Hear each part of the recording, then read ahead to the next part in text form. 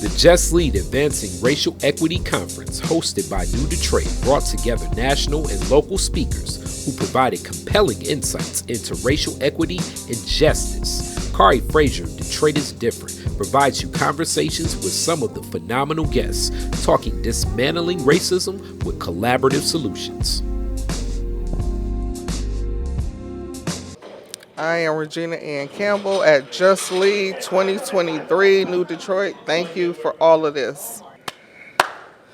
Wow. Detroit is different here at the Just Lead Conference with somebody that's definitely representing one of the neighborhood schools that we anchor with. The Nikole Cardinal is in full effect. Regina Ann-Campbell from Build Institute, how are you? I'm doing well, Kari. Happy to be here, of course. Oh, definitely. So, racial equity. They're focusing on racial equity with the conference this year, and you're a leader of an organization in Detroit, but it's expanded beyond Detroit, but started with these roots. How does racial equity play a role in business development in a place like Detroit? So in Detroit is real key and critical, one, because we are 78% a black city. I like to say we are a majority minority, and a lot of the services and programs that are developed or existing are to support our community. And so we have that, right? And then there's also the side around jobs and what does that mean for us in our communities. And so having DEI, racial equity when it comes to employers, and places should represent a more diverse pool of our talent, as well as making sure that equitable pay and access to all the things for generation wealth building, day-to-day and quality of life. And I could go on and on about why it's so important for our community and our city. That's deep. And one of the questions you had was just directly into that in reference to leadership, of bringing change for that.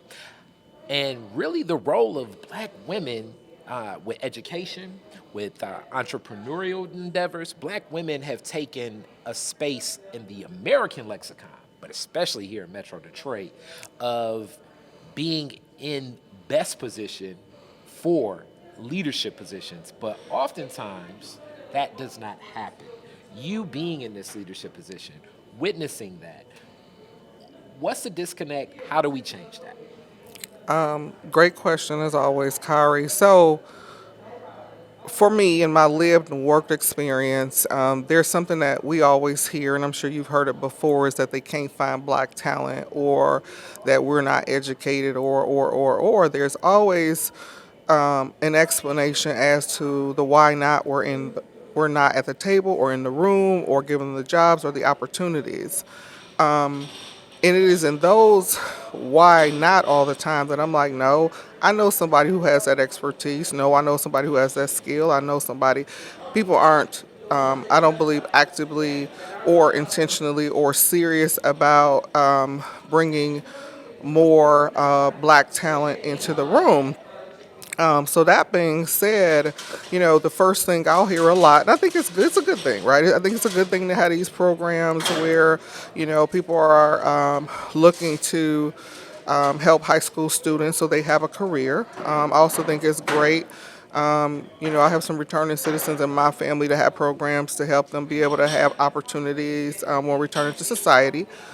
And so in real time, there are also thousands and thousands, as you mentioned, black women are the most educated and degreed in our country across industries.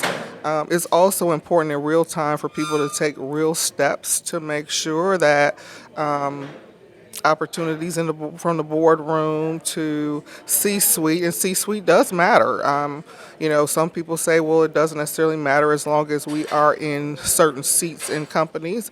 It does matter. C-suite and the boardroom are where all the decisions are made, where relationships can be built before you get into sort of the day-to-day of the office, right? And so people have real opportunities to begin to mentor and sponsor and bring women, black men, and others into the room. I want to use this moment for an example, Kari, of for the many times that I hear folks say who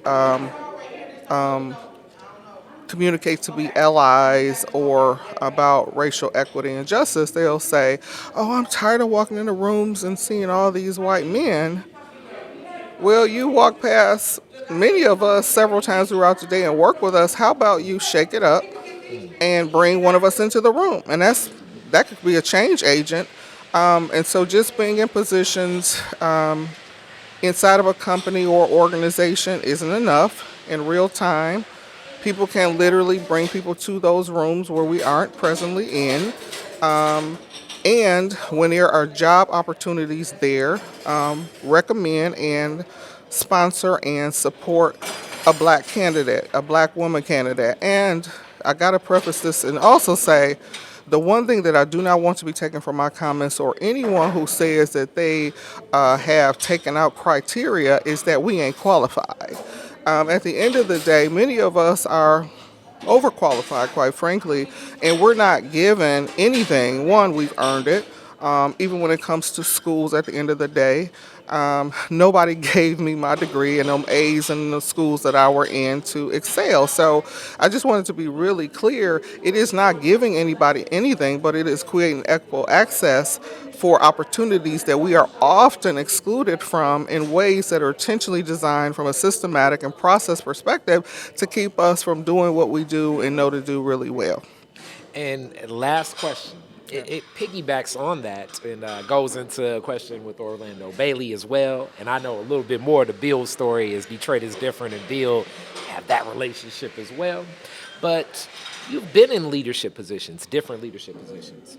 How how does an organization make sure that when you do welcome in that black woman, someone change in that racial equity? It could be someone a brown, someone brown. It could be Arab. It could be whatever that background. How do you make sure that they're empowered and not tokenized? Make sure that they're not exploited. Make sure that that person really can be that change agent to add in their flair, their culture, who they are, and then also their experiences into that organization. As always, them robust questions, I just tell you. Yes. So, a couple things. One, I think for people of color, communities of color, you have to do your research around culture, sort of watching impact and things that communities and organizations or companies have done actually versus what they say they do. So starting there is one thing. Additionally, it's important to have those uncomfortable conversations, right? You know, to really talk about what your goals, what your mission is, and to show up as your authentic self. Don Dandridge, Black Leaders Detroit, he mentioned yesterday about being a black man and how he shows up as himself, right? And so, if the environment, if the culture is unwilling to meet you where you are with who you are to bring, then you have to make some tough decisions. That being said, it's also another thing that Dwan mentioned is that the decisions that we make to show up at ourselves to move things forward around racial equity and justice sometimes has its consequences, right? I was speaking to an audience recently about, it's called Knowing Detroit. They were here, and that choosing to have my authentic voice to show up on behalf of community, the diverse community that we serve, sometimes means that I may get uninvited from rooms or I may not have certain opportunities to scale and grow, whether it be what I do with Build or others. But those are things that I am willing to take those risks and those losses to make sure that I'm doing my part, as Donna Davidson say, as part of the transition toward racial equity and justice in ways that are important and honoring those whose voices aren't in the room. So. It's sort of a both and. It's the dynamics of knowing who you are and what you want to do and bring your value as part of the transition team. And then speaking your truth and your voice. And there are those who support and understand and are allies and will help you walk that path.